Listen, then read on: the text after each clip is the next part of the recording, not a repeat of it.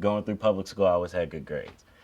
I knew that I earned them, but I was also thinking, well, there must be more to this. I was recommended to skip a grade when I was in public school. So, of course, I didn't take it, because my parents, they didn't want me to. But it's it's one of those things where if I didn't progress the way I did, and coming up to seventh grade, coming here, I would not have been challenged at all. I just wouldn't have been. Cypress Point Elementary is where I went, and I was excelling really well at that school, but at the same time, I was really ahead of the curve. So I was, I don't want to say smarter, but I worked harder than a lot of the students up there, so my grades were a lot better. And I was ready for a school that was more like this one, but where I was going, I'd probably enter to another school in the same situation. I'd be behind when I should be ahead. And then that would definitely affect my college and everything, because things that I see today, I've already seen here.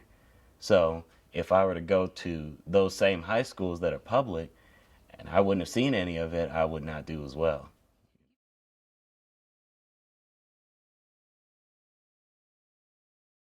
I feel so much more prepared just coming here, because not only do you get most of your classes done already from dual enrollment. I took a lot of dual enrollment credits, so I'm a sophomore now.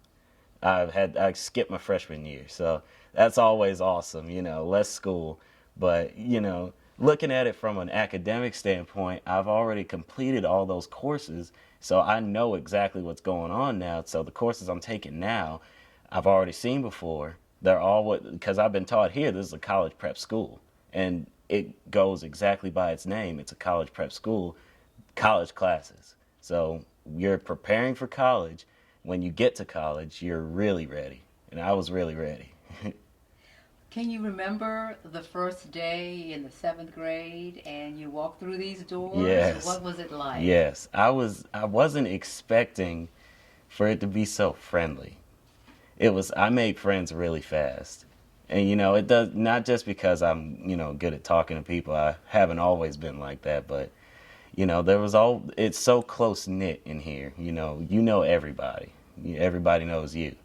So coming into a family atmosphere like that, instead of getting thrown into the sea like you would at a public school where there's hundreds of kids, nobody really cares who you are.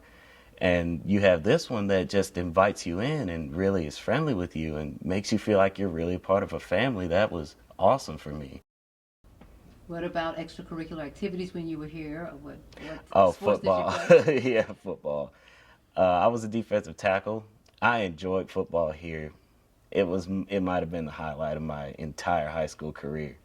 It made me come out as a person out of my shell, because I was a very introverted person, and joining the football team, that just kind of it gave me the motivation to go out more.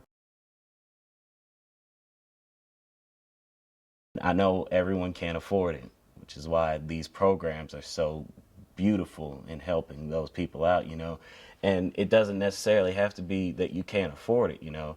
It can also be if you come from a failing school. If you just might not have had the opportunity or something like that to get into a school that was on your kid's level. Maybe you didn't know, maybe they didn't know. Maybe you were sold a school that wasn't what it said it was.